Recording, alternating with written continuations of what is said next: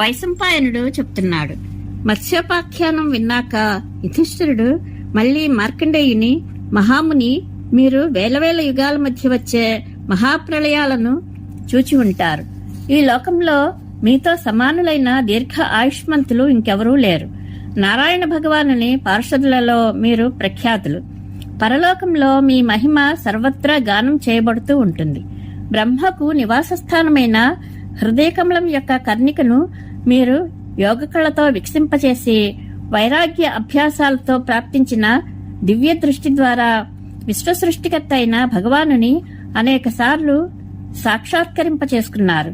కనుకనే అందరినీ కబళించే మృత్యువు, అందరి శరీరాలను శుష్కింపచేసే దుర్బలం చేసివేసే వృద్ధావస్థ మిమ్మల్ని స్పృశించలేదు. మహాప్రళయ కాలంలో సూర్యాగ్నులు, వాయువు, చంద్రుడు, అంతరిక్షం, భూమి మొదలైనవి ఏమీ మిగలవు. సమస్త విశ్వము జలమగ్నమైపోతుంది. స్థావర జంగమాలు, దేవాసురులు, సర్పాలు మొదలైన జాతులు నశించిపోతాయి. ఆ సమయంలో పద్మపత్రం మీద నిద్రించే సర్వభూతేశ్వరుడైన బ్రహ్మ సమీపంలో కూర్చుని కేవలం మీరు మాత్రమే ఉపాసన చేస్తూ ఉంటారు. విప్రోత్తమ, పూర్వం జరిగిన ఈ సమస్త చరిత్రను మీరు ప్రత్యక్షంగా చూసి ఉంటారు. అనేక పర్యాయాలు మీకు అనుభవంలోనికి వచ్చి ఉంటుంది. ఈ సంపూర్ణ విశ్వంలో మీకు తెలియని వస్తువంటూ లేదు. కాబట్టి సమస్త సృష్టితో కారణ సంబంధం గల కథను వినాలని కుతూహలపడుతున్నాను అని అడిగాడు. మార్కండేయుడు చెప్పసాగాడు. రాజా, నేను స్వయంభువు అయిన బ్రహ్మదేవునికి నమస్కరించి నీకు ఈ కథను వినిపిస్తాను. ఇదిగో, మన దగ్గర కూర్చున్న పీతాంబరధారి అయిన జనార్దనుడే లోకం యొక్క సృష్టి సంహారాలు చేసేవాడు. ఈ భగవానుడే సమస్త భూతాలలో అంతర్యామి అయి వాటిని సృష్టిస్తూ ఉంటాడు.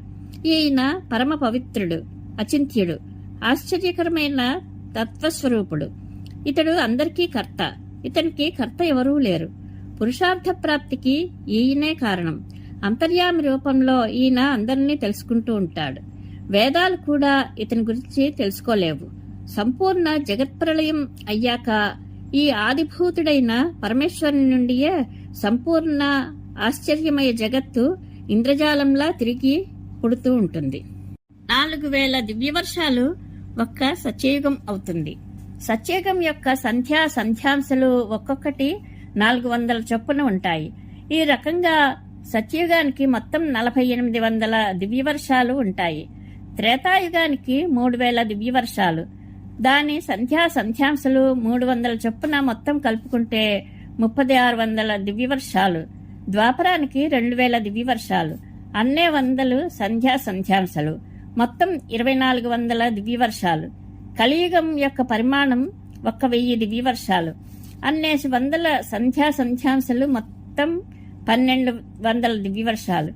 కలియుగం క్షీణించిపోయాక తిరిగి సత్యయుగం ఆరంభమవుతుంది. ఈ రీతిగా 12,000 దివ్యవర్షాలు ఒక చతుర్యుగం అవుతుంది. 1000 చతుర్యుగాలు గడిస్తే బ్రహ్మకు ఒక పగలు అవుతుంది. ఈ జగత్తంతా బ్రహ్మకు పగటి సమయమే. అది పూర్తి కాగానే జగత్తు నాశనమవుతుంది. దీనినే జగత్ప్రళయం అంటారు అని మార్కండేయ మహాముని ధర్మరాజుకు చెప్పారు.